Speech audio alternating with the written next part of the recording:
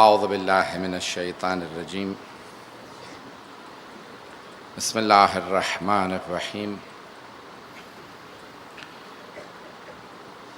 الحمد للہ الذی نور قلوب العارفین بنور معرفتہ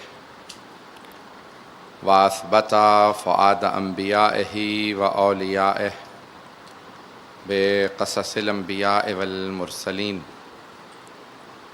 وأكمل إيمان المسلمين والمؤمنين بولاية علي أمير المؤمنين عليه السلام.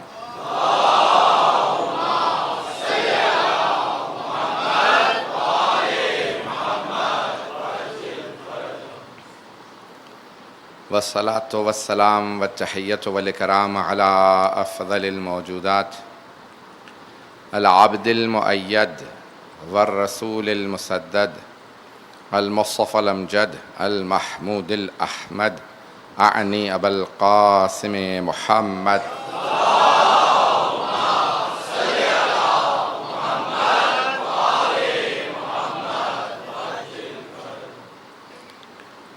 وعلى روحه ونفسه وصهره ووسيه سيد الأتقياء والأصفياء مولا الموالي امام المتقين علي بن ابي طالب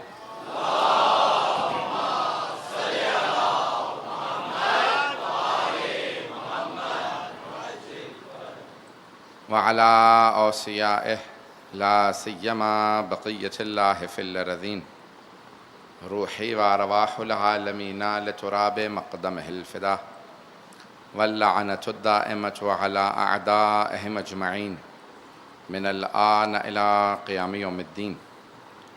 أما بعد فقد قال سيد الساجدين وزين العابدين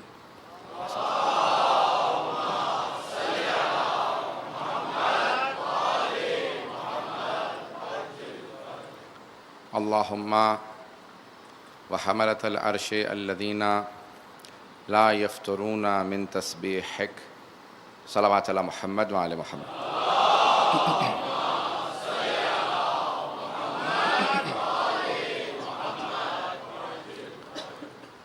عزیزان گرامی، صحیفہ سجادیہ، صحیفہ کتاب اللہ نے گزشتہ انبیاء علیہ السلام کو بھی صحیفے دیے. سورہ اعلیٰ 87واں سورہ، اس میں اللہ صحف ابراہیم و موسیٰ ذکر کرتا ہے کہ وہ صحیفے جو ابراہیم و موسیٰ کو دیے گئے، حضرت ابراہیم علیہ السلام حضرت موسیٰ علیہ السلام کو دیے، تو صحیفے آتے رہے. کتاب اور صحیفہ، کتاب مکمل ضابطہ حیات، اور ایک صحیفہ جیسے گزشتہ انبیاء کو کتابیں بھی دی گئیں، صحیفے بھی دیے گئے. تو صحیفہ کاملہ، صحیفہ سجادیہ کو کہا جاتا ہے، جو ایک مکمل ضابطہ حیات ہے کسی بھی اہل ایمان کے لیے. آپ نے لفظ عرفان سنا ہوگا. عرفان کی بھی دو اقسام لوگ پیش کرتے ہیں، عرفان نظری اور عرفان عملی. نظری کو بہت سے ہمارے علماء نہیں مانتے، جیسے آغا بہجت عرفان نظری وغیرہ کو نہیں مانتے، عرفان عملی کو مانتے ہیں. یعنی آپ کا مسلح ہی آپ کا عرفان ہے. توجہ رکھیے گا، عبادت ہی عرفان ہے. اس میں اعمال کی کتابیں علماء نے ترتیب دی ہیں. مفتاح الفلاح شیخ بہائی کی کتاب پہلی کتاب ہے، اقبال الاعمال ہے. آخری کتاب عرفان کی صحیفہ سجادیہ ہے. عرفان کی معرفت کی آخری کتاب کا نام صحیفہ سجادیہ ہے. ہر مناسبت پہ اگر کوئی انسان دعا مانگنے لگے، اس کا کوئی دن گزرتا نہ ہو جس میں خدا کے ساتھ اس کا رابطہ نہ ہو. جب بندہ ایک ایسی منزل پہ آ جائے کہ اسے خدا سے رابطہ برقرار رکھنا سمجھ میں آنے لگے، اور جب رابطہ برقرار کرے گا تو لازماً وسیلے کو تلاش کرے گا. جب نزول فیض کے لیے وسیلے کی ضرورت ہے. اپنے بچوں کے لیے خاص طور سے اس اصطلاح کی تشریح کر دوں گا، وضاحت کر دوں. نزول، نازل ہونے کے لیے، فیض، نعمتیں. قرآن بھی اللہ کا فیض ہے. اللہ کی ساری نعمتیں فیض ہیں، فیض الہی ہیں. جب نزول فیض کے لیے واسطے کی ضرورت ہے، دوبارہ اللہ جو بھی فیض بھیجتا ہے وہ بھی واسطے سے بھیجتا ہے. اللہ نے کوئی فیض نہیں بھیجا بغیر واسطے کے. قرآن بھی دیا تو یہ نہیں کہا پہاڑوں پہ بھیجا ہے لے آؤ, کہا میں نے اپنے حبیب کے دل پہ قلب پہ اتارا ہے, ان سے حاصل کرو. ہمیں اللہ نے قرآن بھی بغیر واسطے کے نہیں دیا. مجمع کی توجہ ہو, اس جملے کو دوبارہ دہراؤں گا. قرآن بھی بغیر واسطے کے نہیں دیا, کہاں حبیب سے قرآن کو حاصل کرنا. اور پیغمبر بھی قرآن کو اکیلا نہیں چھوڑ گئے. بہت پیارے انداز سے سن, حبیب خدا بھی قرآن کو اکیلا نہیں چھوڑ گئے. کہا انی تارکن فیکم الثقلین, میں تم میں دو گراں قدر چیزیں چھوڑے جا رہا ہوں, اللہ کی کتاب اور اپنی اطرت, اپنے اہل بیت. اچھا, اب کچھ لوگوں نے ایک نعرہ لگا دیا, حسبنا کتاب اللہ, ہمیں اللہ کی کتاب کافی ہے. جس نے سب سے پہلے نعرہ لگایا تھا وہی سب سے پہلے در اہل بیت پہ آیا, اور آنے کے بعد کہا یا علی کچھ لوگوں نے قرآن سے سوال کیا ہے, قرآن سے دکھائیے جواب کہاں ہے. تو میرے مولا نے کہا تم نے تو کہا تو قرآن کافی ہے. کہ یا علی نہیں, قرآن سے دکھائیے. میرے مولا نے ہاتھوں میں لیا قرآن, بغیر دیکھے ایک مرتبہ کھولا, کا یہاں جواب ہے. توجہ ہو, قرآن کھولا, کا یہاں جواب ہے. سوال کرنے والے نے پوچھا یا علی بغیر دیکھے آپ نے کیسے بتایا یہاں جواب ہے. کہا پڑھ لو, اگر سمجھ میں آئے تو مان لینا. پڑھا, کہ ہاں اب آپ نے کہا ہے تو سمجھ میں آ رہا, جواب اسی آیت میں ہے. میں اپنے انداز سے پیش کروں. میرے مولا نے قرآن کھولا ہوگا, آیت نے نکل کے سلام کر کے بتایا ہوگا.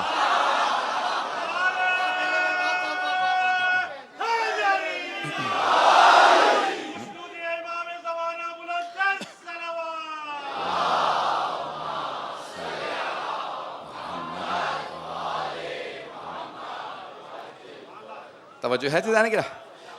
میرا دل کہتا ہے, میں اپنے انداز سے پیش کر رہا ہوں, مورخین نے تو اور انداز سے لکھا ہے. وہ کہتے ہیں قرآن جیسے مولا کے ہاتھوں میں دیا, مولا نے قرآن کھولا, کا یہاں جواب ہے. تو مولا نے کہا یہاں جواب ہے. میرا دل کہتا ہے آیت نے نکل کے سلام کر کے بتایا ہوگا, اس سوال کا جواب میں ہوں. بھائی دیکھیں, جب قرآن وارث کے ہاتھوں میں آتا ہے تو حق کھول دیتا ہے. جب وارث کے ہاتھوں میں آتا ہے تو حق کھول دیتا ہے, جب غاصب کے ہاتھوں میں جاتا ہے حق چھپا لیتا ہے.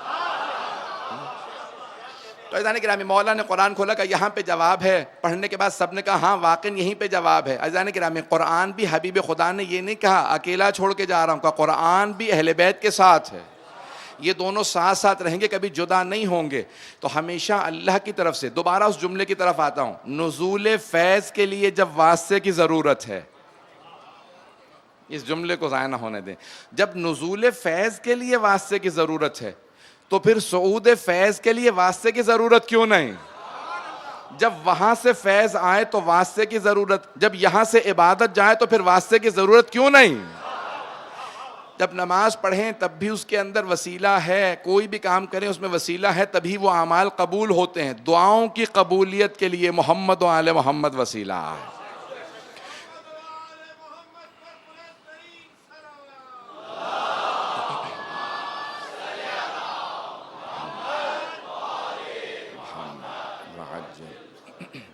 تو عزیزان گرامی, میں نے آج تیسری دعا سے متعلق, اب دیکھیں ہر روز اگر صرف ایک ہی دعا پیش کروں تو بہت مشکل ہو جائے گا, لیکن آج مجبور ہوں. آج بھی پھر ایک ہی دعا پیش کروں گا, چوتھا دن ہے, پھر آئندہ آنے والے دنوں میں بھی شاید ایک ایک دعا, جتنی دعائیں پیش کر سکا پیش کر دوں گا اس عشرے کے دوران. سننا پسند فرمائیں گے؟ اب اس دعا کا نام ہے حاملان عرش کے متعلق امام کی دعا. اب دیکھیں امام علیہ السلام, میں نے پہلے دن کہا تھا یا دوسری مجلس میں کسی میں کہا تھا کہ امام کے خطبوں پہ پابندی تھی. تو امام نے کہا خطبے پہ پابندی لگا سکتے ہو, دعا پہ تو پابندی نہیں لگا سکتے. امام نے جو باتیں خطبے میں کہنی تھی دعا کی شکل میں انہیں پیش کیا ہے. تو بڑے بڑے علمی معارف کو دعا کی شکل میں پیش کیا. اللہم, جب کہتے ہیں نا اللہم کسی بھی دعا کے شروع میں, تو اس سے مراد ہے یا اللہ, او اللہ, اے پروردگار. تو اللہم, اب یہ ائمہ علیہ السلام نے ہمیشہ دعاؤں کے شروع میں کہا وحملۃ عرشک, اور تیرے جو عرش کو اٹھانے والے فرشتے ہیں, الذین لا یفترون من تسبیحک, جو کبھی بھی تیری تسبیح سے اگتاتے نہیں. یہ پوری کی پوری دعا فرشتوں سے متعلق ہے. تو امام کہتے ہیں ان پہ بھی درود بھیج, ان پہ بھی صلوات بھیج. اللہ سے کہہ رہے ہیں, جیسے ہم کہتے ہیں اللہم صلی علی محمد و علی محمد, امام نے فرشتوں سے متعلق بھی کہا.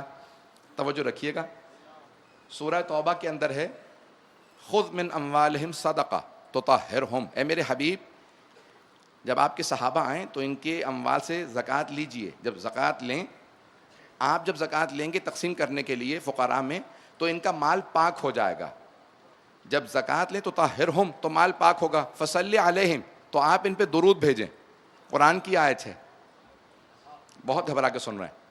فصلی علیہم، ان پہ درود بھیجیں. عزیزان گرامی، جب چھوٹا بڑے کے لیے کہتا ہے درود بھیجو تو عظمت کا اقرار ہے.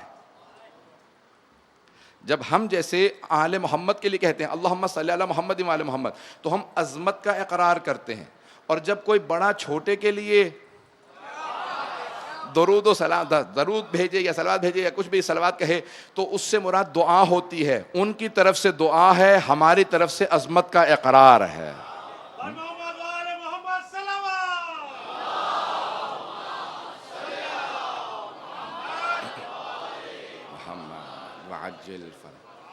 تو اب امام علیہ السلام، ہم کیونکہ مکتب اہل بیت کے اندر، کیونکہ میرے بہت زیادہ اہل سنت برادران بھی آ رہے ہیں، تو مکتب اہل بیت کے اندر ہمارا عقیدہ یہ ہے کہ حتیٰ انبیاء بھی اور ائمہ علیہ السلام جو ہیں وہ افضل ہیں ملائکہ سے. انبیاء اور ائمہ ملائکہ سے افضل ہیں. توجہ ہے، فرشتے بھی معصوم ہیں لیکن فرق ہے خلقت کے اندر. اب مجھے بحث کو پیش کرنا، پھر امام کی دعا کی تشریح کرنا چاہتا ہوں. سارے انبیاء علیہ السلام معصوم ہیں، لیکن مکتب اہل بیت میں جب آپ نے بچپنے سے ماں سے سیکھا ہوگا، میں نے بھی یہی سبق سیکھا، تو ماں ہمیشہ سکھاتی تھی، کہتی اللہ، ماشاءاللہ یاد ہے آپ لوگوں کا، اللہ پنجتن امام معصوم. جبکہ کہنا تو ماں کو چاہیے تھا 1,24,014. توجہ ہو، سارے انبیاء معصوم ہیں، جناب مریم معصومہ. توجہ ہو، اور ہم اپنے 12 اماموں کو معصوم مانتے ہیں، جناب سیدہ کو، رسول خدا کو، تو سب ملا کے 1,24,014 اور پھر سارے فرشتے بھی. لیکن ہمیشہ ہم نے یہی سیکھا اور صحیح سیکھا، میں اعتراض نہیں کر رہا ہوں، دلیل پیش کر رہا ہوں. جو سیکھا ہے اس پہ دلیل کیا ہے؟ تو ہم کہتے ہیں معصوم 14، جبکہ جناب مریم معصومہ ہیں، انبیاء معصوم ہیں. اور صرف 14 ہی نہیں ہیں، اور بھی ہستیاں معصوم ہیں، فرشتے بھی معصوم ہیں. لیکن جیسے 14 معصوم ہیں ویسا کوئی معصوم نہیں. عصمت کے بھی درجات ہیں، جیسے عدالت کے درجات ہیں. کچھ لوگ پہنچ رہے ہیں. عادل ہوتا ہے نا، کہتے ہیں کہ مرجع کو عادل ہونا چاہیے، قاضی کو عادل، نماز پڑھانے والا عادل، گواہ عادل. لیکن سب کی عدالت کے درجات مختلف ہیں. گواہ کی عدالت ظاہری طور پہ دیکھنے میں اچھا لگ رہا کافی ہے، لیکن قاضی کے لیے اتنی عدالت کافی نہیں ہے. اس کے ساتھ زندگی گزارنا ضروری ہے. کہیں ایسا تو نہ ہو کہ زندگی کے فیصلے اس کے ہاتھ میں دیں، یہ عادل نہ ہو. جب قاضی اتنا عادل ہونا چاہیے تو سوچیں معصوم کو کتنا عادل ہونا چاہیے. تو ایسا نہیں کہ ہمیں عصمت، جیسے عدالت کے درجات ہیں ویسے عصمت کے درجات ہیں. بس 2 درجات علماء نے زیادہ بیان کیے ہیں، عصمت کبریٰ اور عصمت صغریٰ. کیونکہ عصمت مؤنث لفظ ہے، اس لیے کبریٰ اور صغریٰ. بڑی عصمت اور عصمت، چھوٹی عصمت، عصمت کبریٰ اور عصمت صغریٰ. سارے انبیاء ملائکہ سب کے سب عصمت صغریٰ پہ ہیں، عصمت صغریٰ پہ ہیں. لیکن یہ جو 14 معصومین ہیں، جنہیں ہم کہتے ہیں معصوم 14، یہ 14 عصمت کبریٰ پہ ہیں.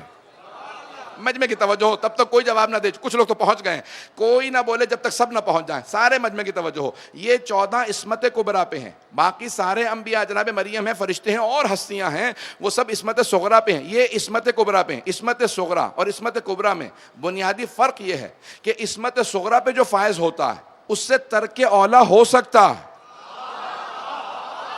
توجہ ہو، ان سے ترک اولیٰ ہو سکتا ہے، لیکن جو عصمت کبریٰ پہ ہوتے ہیں ان سے ترک اولیٰ بھی نہیں ہوتا.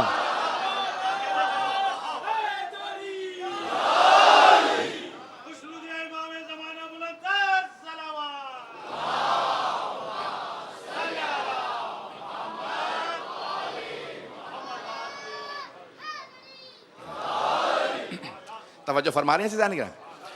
اب کیونکہ میں نے ایک لفظ استعمال کیا، بہت سے نوجوان خاموش رہے، شاید ان تک بات نہیں پہنچی ہے، بہت سے نوجوان پہنچ گئے ہیں کہ لفظ ترک اولیٰ میں نے استعمال کیا. ترک اولیٰ، ترک کہتے ہیں چھوٹ جانا، اولیٰ یعنی کہ جو بلندی ہو. ترک اولیٰ ہو سکتا ہے، لازمی نہیں کہ ہو. کچھ معصوم ایسے ہوتے ہیں، گناہ نہیں ہوتا، گناہ جس سے ہو وہ معصوم نہیں ہوتا، معصوم سے گناہ نہیں ہوتا. اب لیکن کوئی ایسا مقام ہے جو ان کی عصمت کے ساتھ ساتھ ان کے لیے بہت ان کا رتبہ بلند ہونا چاہیے، تو اب اسے کہتے ہیں ترک اولا ہو جانا. 14 سے ترک اولا نہیں ہوتا. جیسے جناب آدم، یہ جو قرآن کے اندر ذکر ہے لا تقرب هذه الشجرة، اس پودے کے قریب نہ جانا. شجرہ اردو میں درخت کو کہتے ہیں، عربی میں درخت اور پودے دونوں کو کہتے ہیں، پودے کو بھی کہتے ہیں. شجرۃ الیقطین، کدو کا پودا ہوتا ہے، درخت نہیں ہوتا. قرآن کے اندر آیا نا شجرۃ الیقطین، یقطین کدو کو کہتے ہیں. تو شجرۃ الیقطین کہ جس کا چھلکا جب انسان کا جسم گل جاتا ہے تو اس کے کام آتا ہے. جب جناب ایوب کو مچھلی نے نگل لیا تو ایک مرتبہ انہوں نے ایک دعا پڑھی. دیکھیں انبیاء کی بھی دعائیں ہیں، دعا میرا موضوع ہے. تو اللہ کہتا ہے کہ اگر ایوب یہ یونس، حضرت یونس ذنون وذنون اذ ذهب مغاضبا فظن ان لن نقدر عليه فنادى في الظلمات لا اله الا انت سبحانك انی كنت من الظالمین، کہ اگر یونس نے، ذنون نے، مچھلی والے نے یہ دعا نہ پڑھی ہوتی لا الہ الا انت سبحانک انی کنت من الظالمین، تو قیامت تک کے لیے مچھلی کے پیٹ میں رکھتے، ایک نشانی بنا کے رکھتے، زندہ رکھتے، مرنے نہ دیتے، سب کے لیے کہتے دیکھو جو چلا جائے یہ حال ہوتا ہے. تو انہوں نے مچھلی کے پیٹ میں اس طرح سے دعا پڑھی. اللہ نے کہا کہ اگل دے، وہاں پہ کدو کا پودا لگایا تو پھر جسم جہاں سے، کیونکہ مچھلی کے پیٹ میں تیزاب ہوتا ہے تو فوراً ٹھیک ہو گئے. اب شجرۃ الیقطین کا تفصیل انشاءاللہ کسی اور موقع پہ. تو اللہ کہتا ہے کدو کا پودا تھا، پودا، درخت نہیں ہوتا. تو اب جناب امیر سے پوچھا، جناب آدم کو کہا لا تقرب هذه الشجرة فتكون من الظالمین، اس پودے کے قریب نہ جانا. بائبل والے عیسائی کہتے ہیں اور یہودی کہ سیب کا درخت تھا. مولا نے کہا سیب نہیں تھا، گندم سے منع کیا تھا، گندم سے منع کیا تھا. کہا منع آدم کو کیا تھا، پھر بھی نہ رک سکے. گندم حرام نہیں ہے، حرام کرتے تو نبوت چلی جاتی، عصمت ختم ہو جاتی. کہ گندم حرام نہیں تھی لیکن وہی آزمائش، لیکن ایک مرتبہ ترک اولا ہوا، گندم کھا لی تو ترک اولا ہوا نا. تو ترک اولا ہو سکتا ہے جہاں عصمت صغرا ہو، لیکن مولا کہتے دیکھو ہم 14 میں فرق یہ ہے، روکا اللہ نے آدم کو تھا پھر بھی نہ رکے. کہ مجھے روکا نہیں تھا پھر بھی پوری زندگی میں نے جو پہ گزار دی.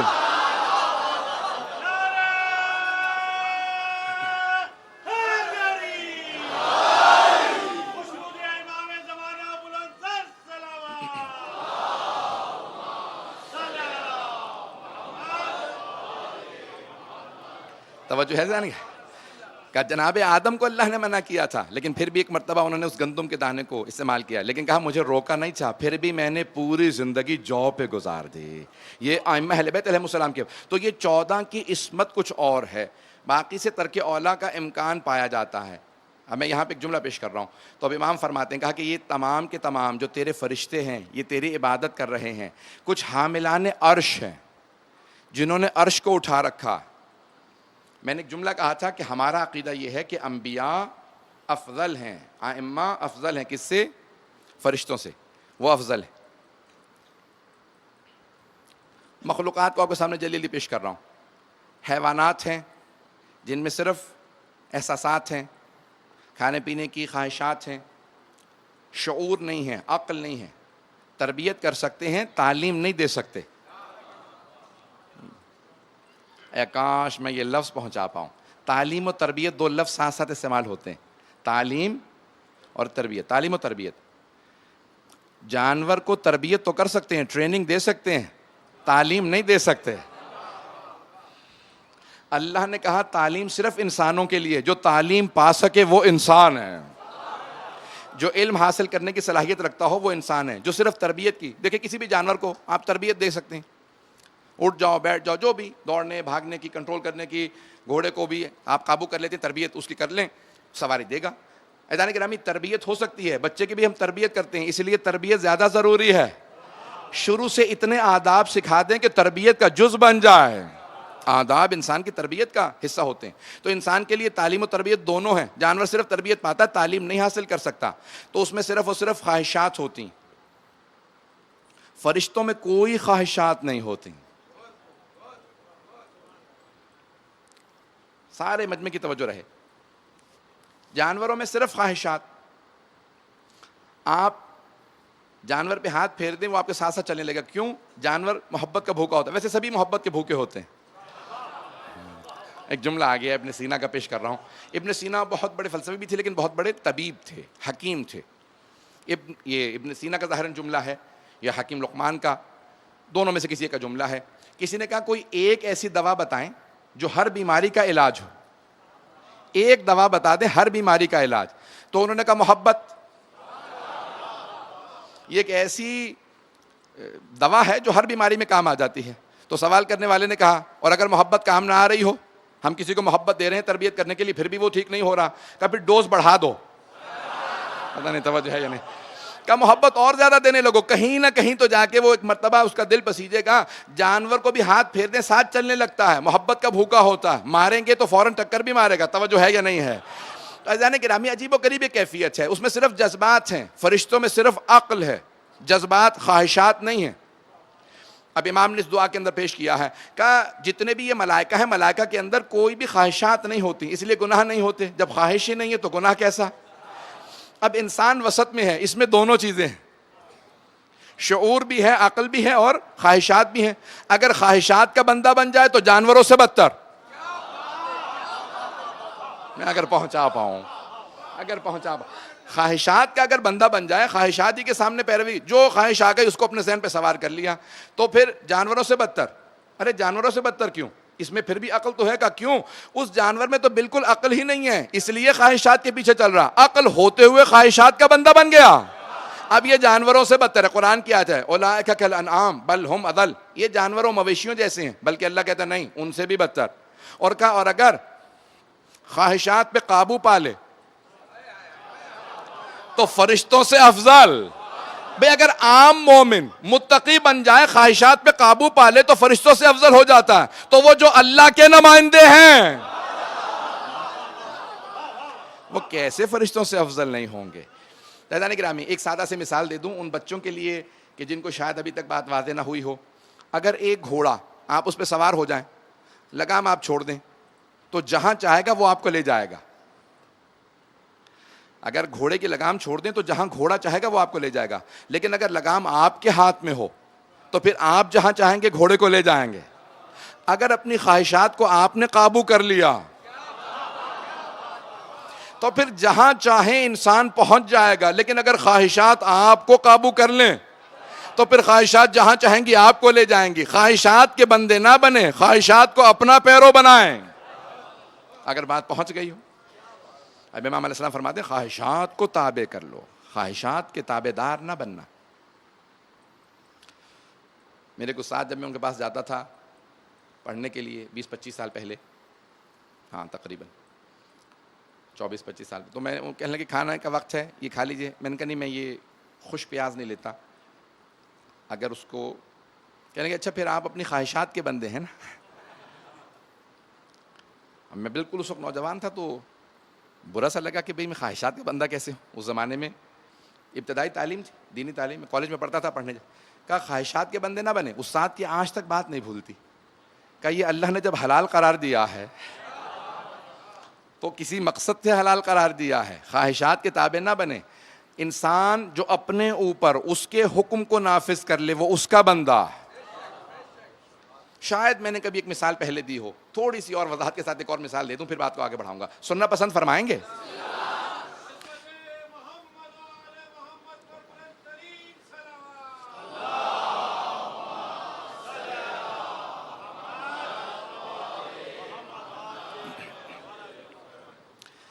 پرانے زمانے میں جب غلام خریدے بیچے جاتے تھے, مثال میں نے پہلے دے رکھی ہے, شاید ذہنوں میں آ گئی ہو.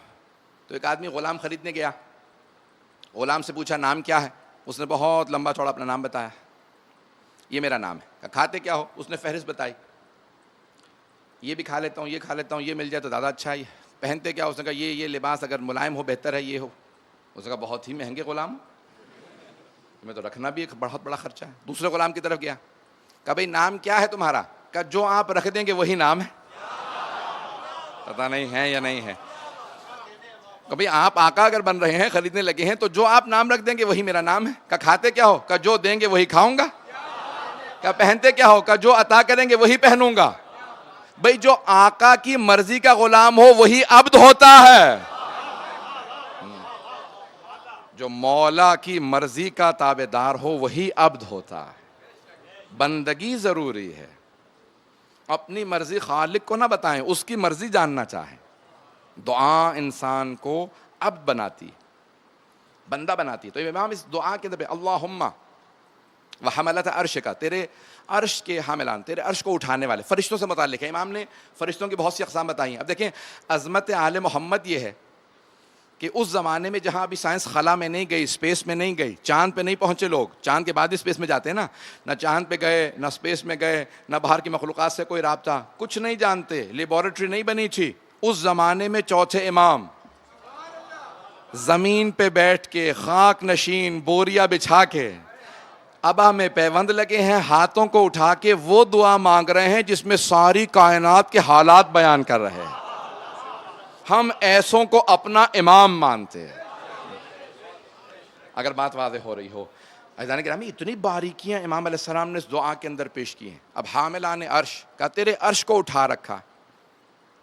مجھے مجمع کی توجہ چاہیے باریک. میں نے کہا پہلے دن کہا تھا, چوتھی مجلس ہے, کہ میں نے علمی موضوع لیا ہے اور جتنا آپ میرا ساتھ دے رہے ہیں, نبھا رہے ہیں, تو میں بے انتہا ممنون ہوں کہ آپ سن رہے ہیں, مجھے برداشت کر رہے ہیں. جس محبت سے آپ لوگ آتے ہیں, دیکھتے ہیں, آپ کے چہرے مجھے بتا رہے ہوتے ہیں, آپ مجھ سے خود پڑھوا رہے ہیں, تو آپ کی محبت مجھ سے پڑھوا رہی ہے. عزیزان گرامی, محبتوں کی نظر کر رہا ہوں, آپ کی عقیدتوں کی نظر کر رہا ہوں. اب امام کتنی باریکیوں سے فرشتوں کے حال بتا رہے ہیں. کون بتا سکتا ہے کہاں تک فرشتے, کس کس مخلوق کی کیسی کیسی مقدار ہے, کتنے پر ہیں, کتنا قد ہے, کتنا وجود ہے. امام فرماتے ہیں پروردگارا, یہ تیرے سارے فرشتے, اتنا بڑا عرش ہے, تیرے عرش کو اٹھائے کھڑے ہیں, اور کیسا تو خالق ہے, تو نے انہیں بطن نہیں دیا, پیٹ نہیں دیا کہ انہیں بھوک لگے, پیاس لگے. ان کی بھوک کا جواب تو نے ان کی تسبیح و تقدیس رکھ دیا. وہ تسبیح کرتے جاتے ہیں, ان کا پیٹ بھرتا چلا جاتا. پتہ نہیں توجہ ہے یا نہیں ہے. جناب سلمان فارسی کہتے ہیں, میں ایک مرتبہ حبیب خدا رسول خدا کے ساتھ سفر میں تھا, تو اچانک میں نے ایک دراج دیکھا, پرندہ دیکھا, ایک تیتر ہے کا صحرا کے اندر. کہا یا رسول اللہ, یہ اس صحرا کے اندر پرندہ, دور دور کہیں نہ دانا نہ پانی, یہ زندہ کیسے ہے؟ کہا سلمان, علی نے تمہیں پرندوں کی زبان سکھا نہیں دی تھی؟ کہا یا رسول اللہ, مدینۃ المعاجز ہے, شیخ بہرانی کی کتاب ہے, تفصیل میں 8 جلدوں کے اندر معجزات لکھے ہیں آل محمد کے. تو محمد و آل محمد نے کیا کہا؟ رسول خدا نے کہا زبان نہیں سکھا؟ کہا سکھائی تھی. کہا پھر خود ہی کیوں نہیں پوچھ لیتے یہ زندہ کیسے ہے؟ تو جناب سلمان کہتے ہیں, جناب سلمان فارسی کا, میں نے اس پرندے سے پوچھا, کہا بتا تو زندہ کیسے ہے؟ کہا سلمان, جب بھی مجھے بھوک لگتی ہے محمد و آل محمد پہ صلوات پڑھتا ہوں, اور جب پیاس لگتی ہے ان کے دشمنوں پہ لعنت بھیجتا ہوں.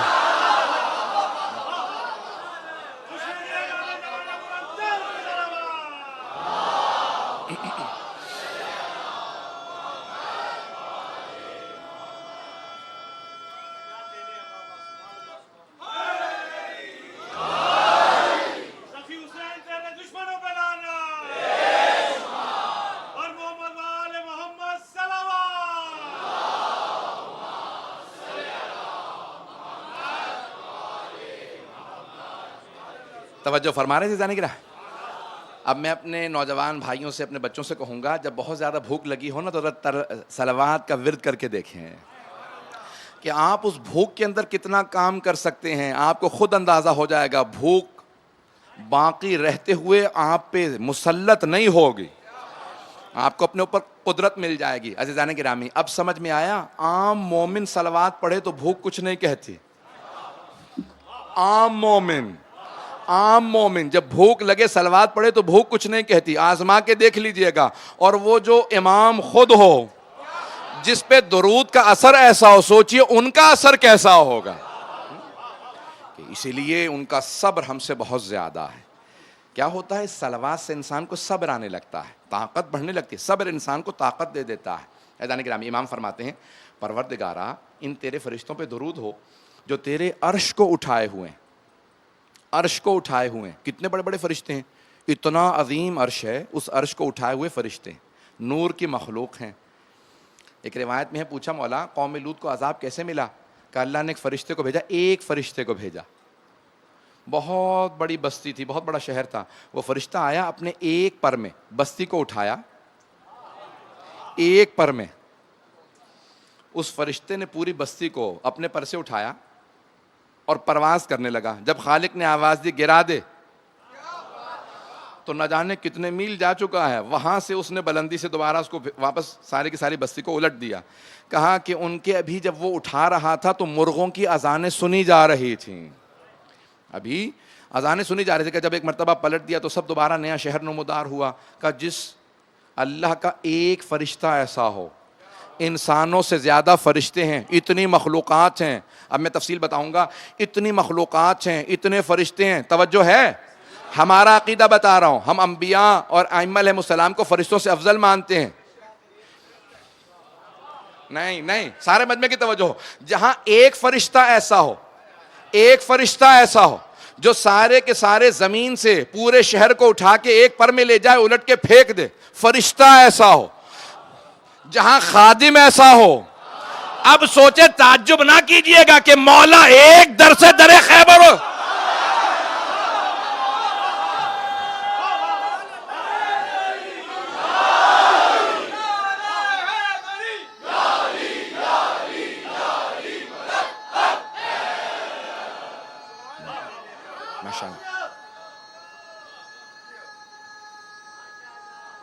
ماشاءاللہ.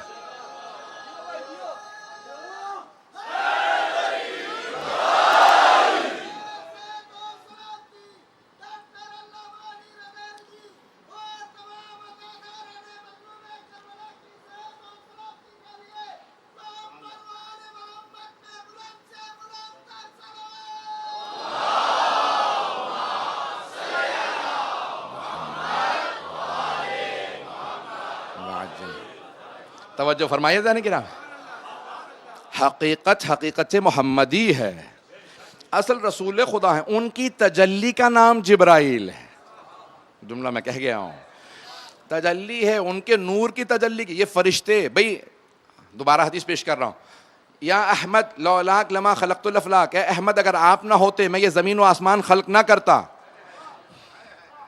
خالق کہتا ہے میں تھا, کچھ نہیں تھا, میں نے کچھ کو خلق کیا. ایک نور خلق کیا, اس نور کے دو ٹکڑے کیے. ایک کو مقام محمود پہ رکھا, نام محمد رکھا. دوسرے کو مقام اعلیٰ پہ رکھا, نام علی رکھا. پھر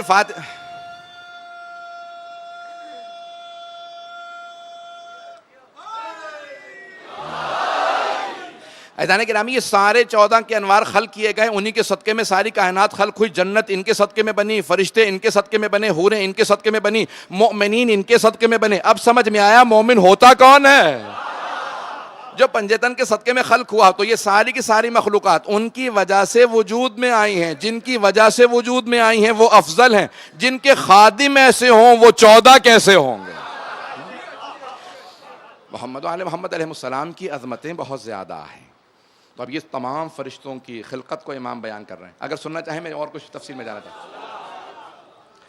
تو امام کہتے ہیں حاملان عرش, جو عرش کو اٹھائے ہوئے فرشتے ہیں. پھر امام کہتے ہیں پروردگارا, وہ تیرا اسرافیل جو تیرے انتظار میں آج تک ہزاروں سال سے کھڑا ہے, کس دن اجازت ملے میں سور پھونکوں گا.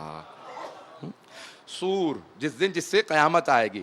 کہ وہ اسرافیل آج تک ہزاروں سال سے انتظار میں ہے, جسے نہ بھوک لگتی ہے نہ پیاس لگتی ہے, وہ تیرے انتظار میں ہے. کا پروردگارا, وہ تیرا میکائیل جس کا وجود اتنا عظیم ہے. وہ کہاں تیرا جبرائیل. پروردگارا وہ جبرائیل کہ جس کو تو نے امین بنایا ہے آسمان کے رازوں کو زمین پہ لانے کے لیے, جو تیرے پیغاموں کو تیرے مرسلین تک پہنچاتے ہیں, وہ جبرائیل. کا فرشتوں کے نام لیے. کا پروردگارا, یہ تمام اب امام تفصیلات بتا رہے ہیں.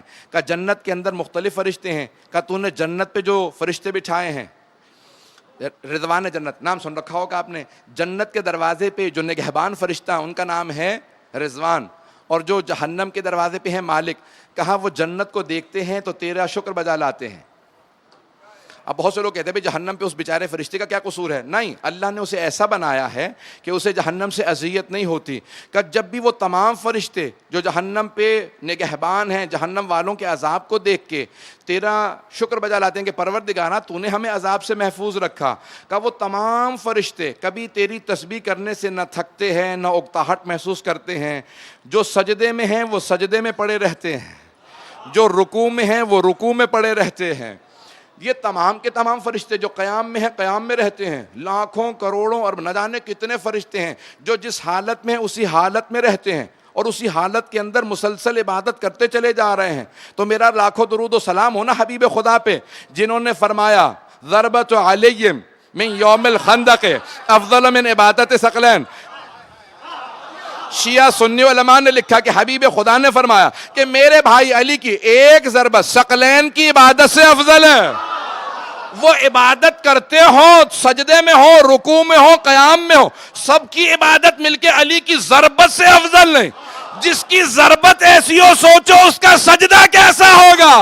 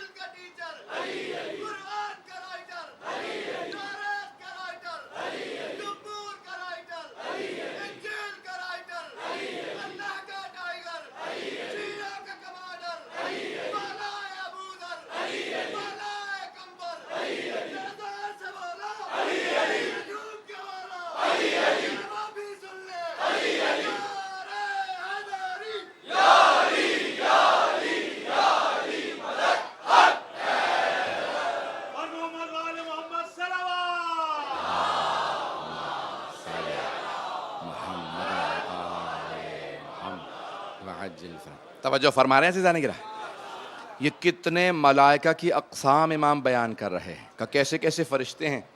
اب یہ جو بیان کیا ہے نا پیغمبر اسلام نے پر کا تصور، اب بہت سے جو سائنس پڑھنے والے ہیں وہ بعض اوقات احادیث پڑھنے کے بعد تعجب کرنے لگتے ہیں اور مذاق اڑانے لگتے ہیں کیونکہ وہ سمجھ نہیں رہے ہوتے. پیغمبر اسلام نے جو الفاظ استعمال کیے آئیے ذرا میں تشریح پیش کروں، شاید سمجھ جائیں، شاید میں سمجھا پاؤں اگر سننا پسند فرمائیں.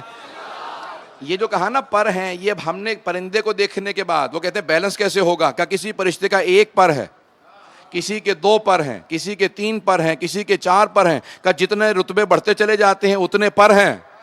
بھئی یہ پر نہیں، یہ ہمارے سمجھانے کے لیے ہیں، یہ ان کے رتبات ہیں. جب پیغمبر اسلام سے صحابہ نے پوچھا یا رسول اللہ معراج پہ آپ گئے کیسے تھے؟ کہ براق پہ.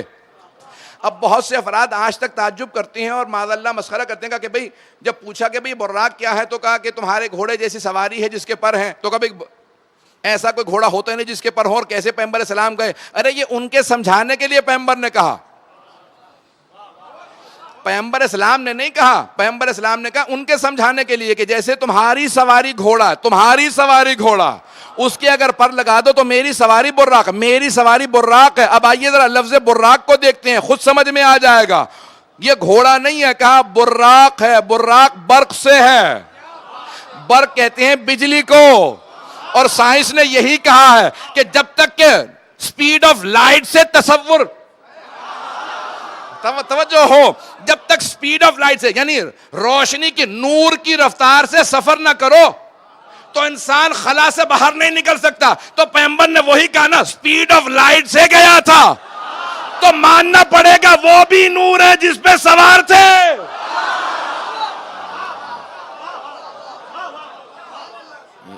اس زمانے کے لوگوں کی عقل سے بالاتر باتیں تھیں، وہ سمجھ نہیں سکتے تھے کہ یہ کیا بات کر رہے ہیں.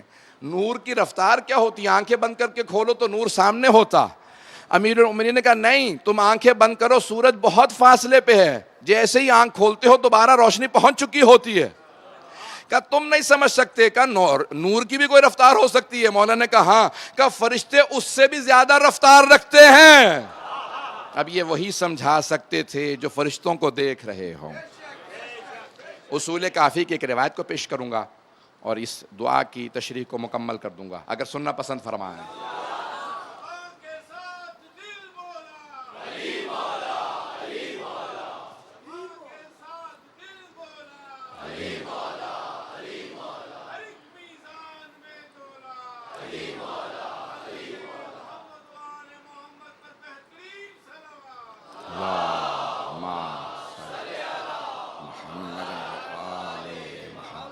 وعجل فرج.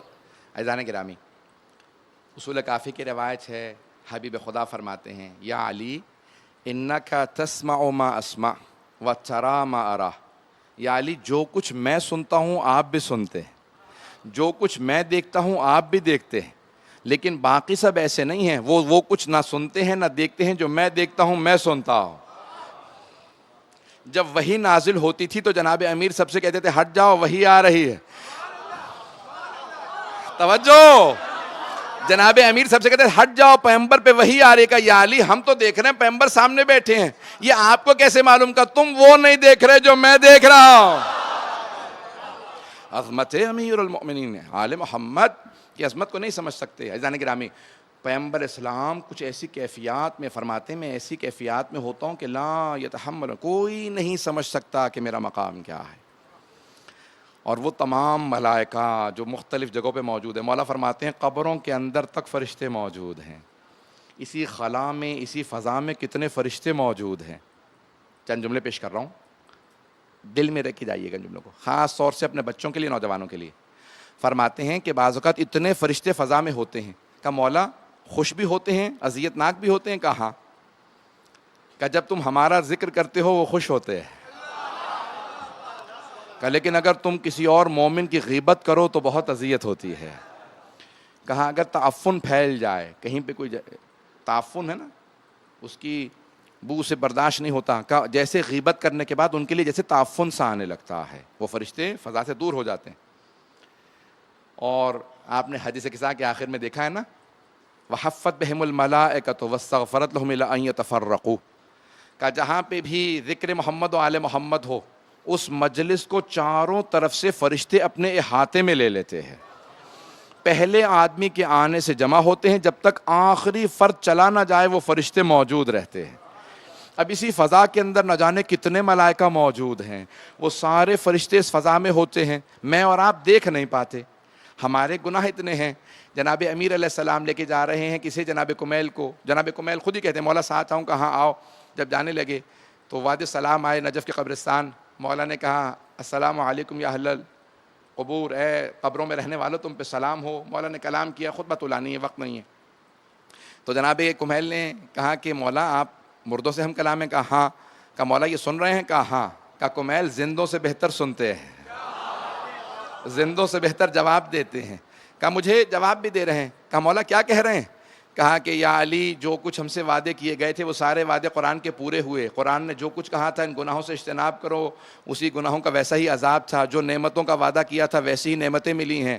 کہا کمیل اگر تمہاری آنکھوں کے سامنے حجاب نہ ہوتا تو تم وہی دیکھتے جو میں دیکھ رہا ہوں قبروں کے اندر۔ عزیزان گرامی کتنے فرشتے ہیں یہاں، ہم نہیں دیکھ پاتے اس فرش عذاب پہ، جہاں فرش عذاب۔ میں اس لیے کہتا ہوں ہاں آپ گھر بیٹھ کے آن لائن مجلس سن سکتے ہیں، ٹی وی پہ مجلس دیکھ سکتے ہیں، آپ کو علم مل جائے گا، لیکن فرش عذاب کا ثواب نہیں مل سکتا۔ یہ جو اس فرش پہ آنے کا ثواب ہے، صرف ایک روایت، وقت نہیں رہا، آج کا موضوع میں جتنا چاہتا پھیلاتا چلا جاتا۔ پروردگارا ہمیں ائمہ کے ان الفاظ کا مصداق بنا۔ مولا کہتے ہیں کہ فرشتے ان مجلسوں میں آتے ہیں، عزادارانہ آتے ہیں نا، عزادار آتے ہیں تو تبرک لے کے جاتے ہیں، مولا فرماتے ہیں ان فرشتوں کا بھی تبرک ہوتا ہے۔ کہ جانتے ان کا تبرک کیا ہے؟ کہ تمہارے آنسو ان کا تبرک ہوتے ہیں۔ اللہ اکبر۔ کہ وہ فرشتے جو نہیں آئے ہوتے وہ کہتے ہیں کیا لائے ہو ہمارے لیے تبرک میں؟ کہ عزاداروں کے ہم آنسو لے کے آئے ہیں، ان آنسوؤں کو ضائع نہ ہونے دیجیے گا۔ میرے ایک استاد ہمیشہ کہتے تھے جب آنسو بہنے لگتے ہیں نا عزائے سید الشہداء میں، کیونکہ حدیث ہے جناب رسول خدا کی، سیدہ جو بھی آپ کے بیٹے پہ گریا کرے گا روز قیامت سب روئیں گے لیکن وہ نہیں روئے گا جو آپ کے بیٹے پہ روئے گا۔ تو یہ آنسو میرے استاد کہتے تھے میں چہرے پہ مل لیتا ہوں، انہیں پھینکتا نہیں ہوں، کہ یہی چہرے پہ میرے ایک مرتبہ میں کہہ سکوں جناب سیدہ سے بی بی جو میں نے آنسو بہائے تھے چہرے پہ موجود ہیں، یہ شفاعت کا سبب بنے۔ تو آئیں ذرا یہ تاریخ، آج 2 محرم گزر گئی، رسم تو یہی ہے کہ جناب مسلم بن عقیل سے متعلق مطالب پیش کیے جاتے ہیں، مصائب۔ تو عزیزان گرامی روایت کے الفاظ ہیں کوفہ مسلمانوں سے بھرا ہوا تھا لیکن مسلم صرف ایک تھے۔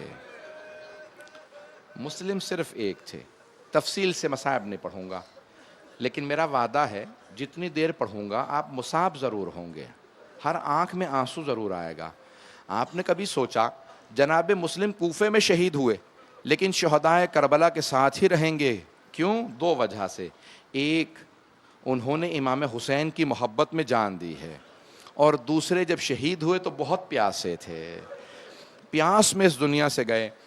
آپ کے ذہنوں میں ہے کہ طوعا نے، ایک مؤمنہ نے اپنے گھر کا دروازہ کھولا، دیکھا دہلیز پہ کوئی بیٹھا، سوال کیا بڑا پرآشوب دور ہے، اپنے گھر کیوں نہیں چلے جاتے آپ؟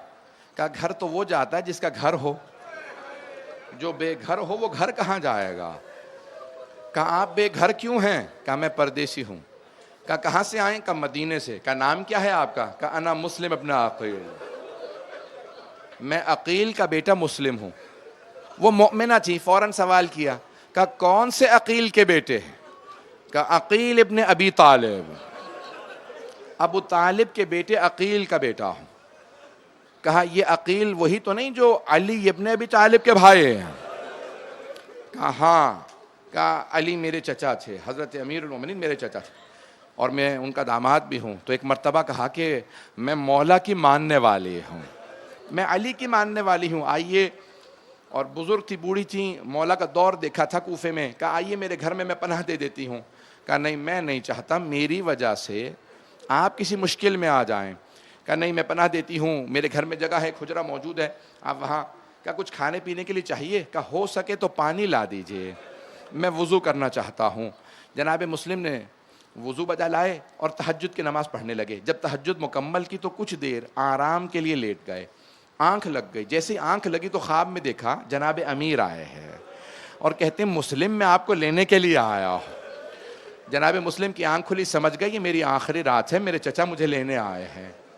بس بھی عجیب و غریب کیفیت ہے. جناب مسلم بہت مظلوم ہیں. پیش کروں چند جملے مصائب کے. تو عزیزان گرامی، جناب مسلم رات گزر گئی، سارے مصائب میں نے چھوڑے. اس مؤمنہ کا بیٹا عبید اللہ بن زیاد کا کارندہ تھا، سپاہی تھا. اس کو جب پتہ چلا کہ گھر میں مسلم موجود ہیں، فوراً مخبری کر دی. عبید اللہ بن زیاد سے کہا ہمارے گھر میں مسلم نے پناہ لے رکھی ہے. اس نے فوراً کہا 400 سپاہیوں کو بھیجو، مسلم کو گرفتار کر لیں. جیسے ہی سپاہیوں کی آواز سنی، جناب مسلم نے فوراً تلوار ہاتھ میں لی، گھر سے باہر نکلنے لگے. اس مؤمنہ نے کہا باہر مت جائیے، بہت زیادہ لشکر ہے. کہا تو نے مجھ پہ احسان کیا تھا، اپنے گھر میں پناہ دی، میں نہیں چاہتا میری وجہ سے تیرے گھر پہ حملہ ہو. سوال کروں، جو کسی غیر مومنہ کے گھر پہ حملہ برداشت نہ کرے، کیسے برداشت کیا ہوگا کہ مولا حسین کے خیموں پہ اشقیاء حملہ کر دیں؟ اجرکم اللہ، اجرکم اللہ. بس بھی ایک مرتبہ جناب مسلم نے تلوار کھینچی اور اس مومنہ کے گھر سے باہر آ گئے. مقابلہ کرنے لگے، تمام کے تمام 400 افراد کو تہہ کر دیا. وقت نہیں ہے کہ میں تفصیل میں جاؤں، بہت شجاع ہیں جناب مسلم. 400 افراد کو قتل کر دیا. اس آدمی نے دوبارہ کہا کہ وہ مارے گئے ہیں اور لشکر بھیج. عبید اللہ بن زیاد نے 300 افراد اور بھیجے. پھر تیسری مرتبہ کہا کہ وہ بھی مارے گئے، 200-300 افراد اور بھیجے. جب تیسری چوتھی مرتبہ فوج منگوائی تو عبید اللہ بن زیاد ملعون نے کہا ایک آدمی کو گرفتار کرنے کے لیے اتنے لشکر کو منگوا رہے ہو؟ اس نے کہا یہ کوفے کا بقالی نہیں ہے، یہ علی کے ہاتھوں کا پلا ہوا ہے. کہا اس کا کوئی مقابلہ نہیں کر سکتا. کہا پھر دھوکہ دے کے گرفتار کر لو. انہوں نے زمین میں گڑھا کھودا، اس پہ گھاس رکھی، جناب مسلم کو مقابلہ کرتے ہوئے پیچھے ہٹتے رہے. جناب مسلم آگے بڑھ رہے تھے، اچانک گڑھے میں جیسے ہی گرے تو ان سب نے کہا مسلم ہم امان دے رہے ہیں، مقابلہ نہیں کریں گے، تلوار دے دیں. کہا قسم کھا کے وعدہ کرو. کہا ہم قسم کھاتے ہیں حملہ نہیں کریں گے. جناب مسلم نے تلوار باہر پھینکی گڑھے سے. جیسے ہی تلوار پھینکی انہوں نے رسیاں زنجیریں جناب مسلم کے گلے میں ڈالیں. جیسے ہی زنجیریں ڈالیں تو جناب مسلم نے کہا ھذا اول الغدر، یہ پہلا دھوکہ ہے. تم کیسے مسلمان ہو، قسم کھا کے دھوکہ دیتے ہو.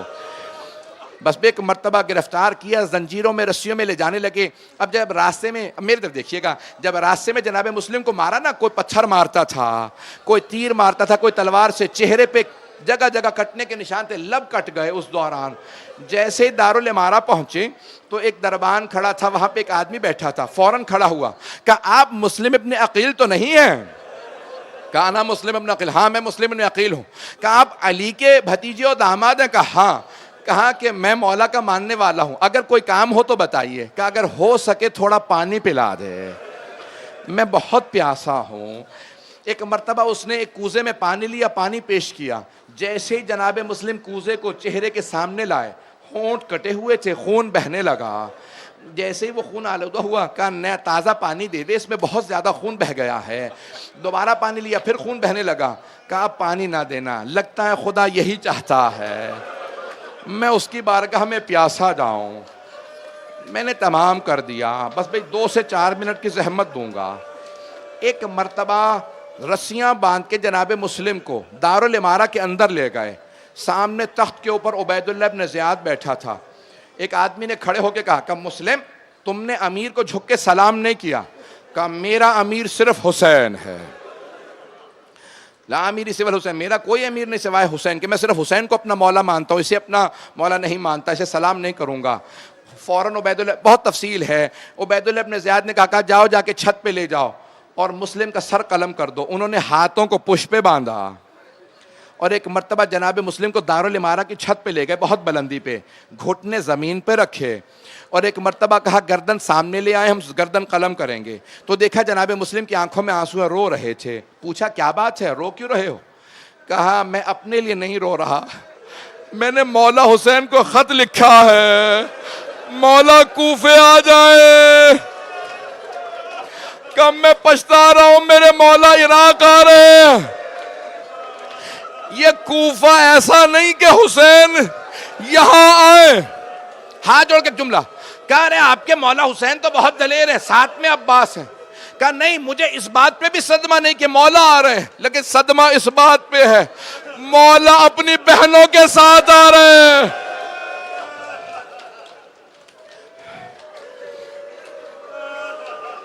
کہ مولا اپنی بہنوں کے ساتھ آ رہا ہے۔ آخری جملے سن لیجیے، 2 سے 3 منٹ کی زحمت دوں گا، بس بھائی اگر دیکھ سکے تو میری طرف دیکھیں، نہیں تو آنکھیں بند کر کے تصور کریں۔ وہاں جناب سید الشہداء مکے سے چل چکے ہیں، نہ جانے جناب عباس نے کیا دیکھا، کہا مولا کیا بات ہے، یہ چہرے پہ اتنا اضطراب کیوں ہے؟ میں نے بہت بزرگ عالم دین سے سنا، وہ کہتے ہیں جناب سید الشہداء کے آنسو بہنے لگے۔ کہا عباس میں 2 انگلیاں بلند کرتا ہوں، آپ انگلیوں کے درمیان میں دیکھ لیں کیا ہو رہا ہے۔ جب دیکھا نا اضطراب دیکھا جناب عباس نے، مولا حسین نے انگلیاں بلند کی، جناب عباس نے دیکھا کہ مولا بڑا ہی کوئی مظلوم ہے، گھٹنے زمین پہ ہیں، ہاتھ بندھے ہوئے ہیں۔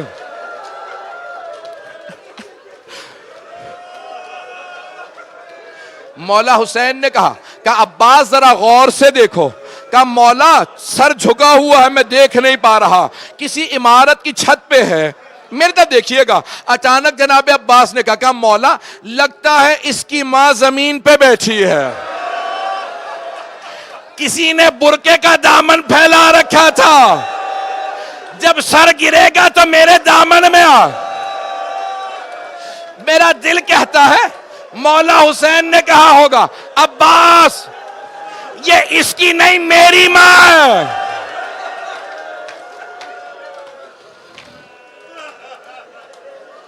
اجرکم اللہ، اجرکم اللہ۔ میں تمام کر دیتا کہ عباس ذرا غور سے دیکھیے۔ ایک مرتبہ جناب عباس دیکھ رہے ہیں، جب دیکھنے لگے تو ایک مرتبہ کہا کہ مولا یہ میرا بھائی مسلم ہے۔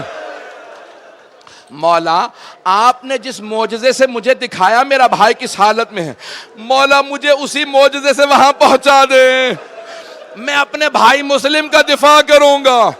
ایک مرتبہ جلاد نے تلوار چلائی، سر قلم ہوا، زمین پہ آیا، بی بی نے آغوش میں لیا۔ جناب مسلم کے جسد کو کوفے کے بازاروں میں پھرایا گیا۔ میں نے تمام کر دیا، آخری جملہ سنیں گے؟ بس بھئی یہ سارے جملے میری طرف دیکھ کے سن لیجئے گا۔ جناب سید الشہداء نے کہا عباس یہاں خیمے نصب کر دیں، خیمے نصب کر دیں، آج رات میں یہیں رکوں گا، ذرا ایک مرتبہ میری بہنوں کو بلا دو عباس۔ جناب عباس گئے جناب زینب کے پاس، کہا بی بی آپ کو مولا نے بلایا۔ جناب زینب آئیں، کہا بھیا کیا بات ہے؟ دیکھا مولا کی آنکھوں میں آنسو ہیں، کہا زینب کوفے سے بہت بری خبر آئی ہے، ذرا رقیہ کو بلا دو۔ جناب رقیہ زوجہ ہیں جناب مسلم کی، جناب امام حسین کی چھوٹی بہن ہیں۔ کہا زینب ذرا رقیہ کو بلا دو۔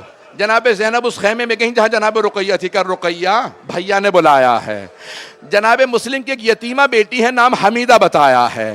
کچھ نے آتے کا لکھا. جناب رقیہ نے فوراً بیٹی کا ہاتھ تھاما، کہا بیٹی ماموں نے بلایا ہے. جیسے ہی بیوہ بہن کو آتا دیکھا، امام حسین مسند سے کھڑے ہو گئے، آگے بڑھے. میری طرف دیکھیے گا، آگے بڑھے، جناب مسلم کی یتیمہ کے سر پہ شفقت کا ہاتھ رکھا. جیسے ہی سر پہ ہاتھ رکھا نا، جناب حمیدہ خاتون نے، ہاشمی بچی تھی، فوراً کہا ماموں میرے بابا خیریت سے ہیں؟ ماموں جانیے آپ نے جیسے میرے سر پہ ہاتھ رکھا، یتیموں کے سروں پہ ہاتھ ایسے رکھا جاتا.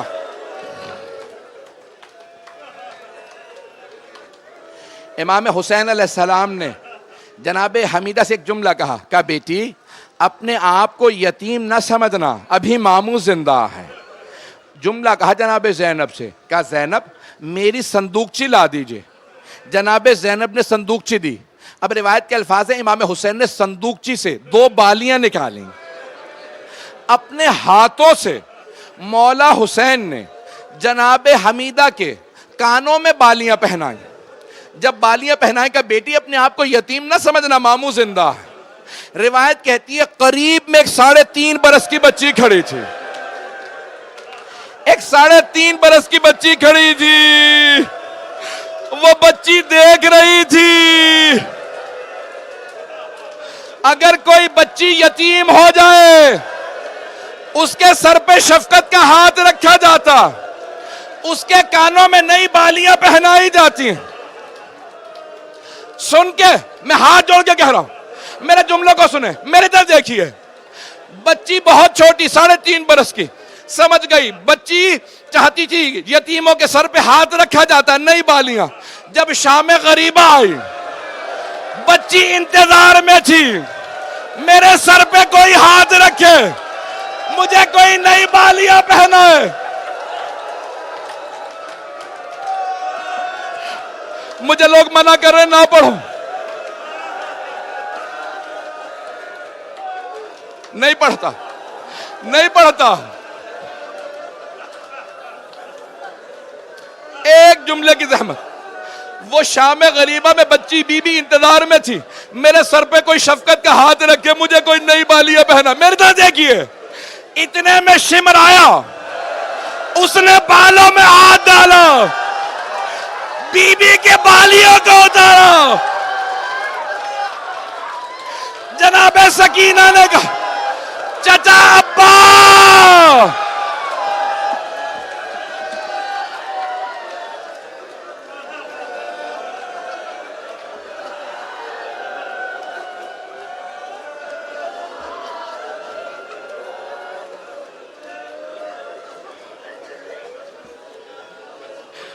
الا لعنۃ اللہ علی القوم الظالمین وسيعلم الذين ظلموا أي منقلب ينقلبون. سنبھالیں سنبھالیں، میں نے تمام کر دیا. میں دیکھ رہا ہوں میرے بہت سے بھائیوں سے برداشت نہیں ہو رہا. شاید کوئی اولاد والا بیٹھا ہو، شاید کسی کی چھوٹی بہن ہو.